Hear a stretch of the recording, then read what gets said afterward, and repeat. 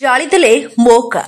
କଟକ ଜିଲ୍ଲା ଭଦ୍ରେଶ୍ୱର ଥାନା ହଳଦିଆ ପଞ୍ଚାୟତର ଓଲକଣା ଗ୍ରାମରେ ଗତକାଲି ବିଳମ୍ବିତ ରାତିରେ କେହି ଦୁର୍ବୃତ୍ତ ମୋ କାରରେ ନିଆଁ ଲଗାଇ ସମ୍ପୂର୍ଣ୍ଣ ଜାଳି ଦେଇଛନ୍ତି।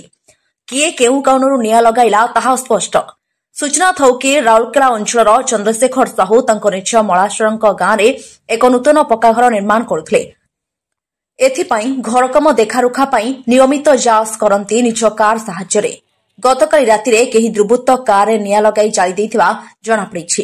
ଚନ୍ଦ୍ରଶେଖର ରାଉରକେଲାରୁ ଆସି ସମ୍ପର୍କୀୟଙ୍କ ଗାଁରେ ଘର କରୁଥିବାରୁ ସ୍ଥାନୀୟ ଜଣେ ଯୁବକ କହିଥିଲେ ମୋ ପାଖରୁ ଇଟା ନେଇକି ଘରକାମ କରିବା ପାଇଁ, କିନ୍ତୁ ଏହି କଥାରେ ଚନ୍ଦ୍ରଶେଖର ରାଜି ନ ହେବାରୁ ଏଭଳି ଘଟଣା ଘଟାଇଥିବା ଅଭିଯୋଗ କରିଛନ୍ତି ଚନ୍ଦ୍ରଶେଖର। ଏନେଇ ଚନ୍ଦ୍ରଶେଖର ଭଦ୍ରେଶ୍ୱର ଥାନାରେ ଏତଲା ଦେଇଛନ୍ତି। ଏତଲା ଆଧାର କରି ପୋଲିସ ଅଧିକ ତଦନ୍ତ ଚଳାଇଥିବା ଜଣାପଡ଼ିଛି। Bureau report, Priya television.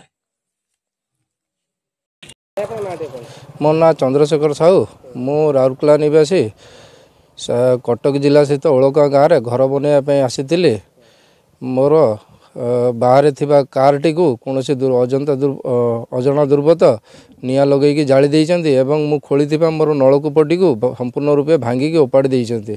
सेथिलागी मु भद्रेश्वर थाना रे गोटे अजना दुर्बृत्त नाँ लिखित अभियोग करिजे।